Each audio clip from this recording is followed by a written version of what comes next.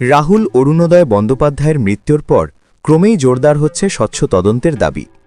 তালসারীর সমুদ্রে শুটিং চলাকালীন ঘটে যাওয়া এই দুর্ঘটনা ঘিরে ইতিমধ্যেই উঠেছে একাধিক অভিযোগ: অব্যবস্থা, নিরাপত্তার ঘাটতি এবং দায়িত্বে গাফিলতি। এই পরিস্থিতিতে সরব হয়েছে West Bengal motion artist forum. একটি বৈঠকের পর তারা স্পষ্টভাবে জানিয়েছে, এই ঘটনার প্রকৃত সত্য জানতে প্রযোজনা সংস্থার কাছে লিখিতভাবে ব্যাখ্যা চাওয়া হয়েছে। ফোরামের মতে, প্রযোজনা সংস্থার তরফ থেকে দেওয়া বিবৃতিগুলির মধ্যে অসঙ্গতি রয়েছে, যা সন্দেহ আরও বাড়াচ্ছে।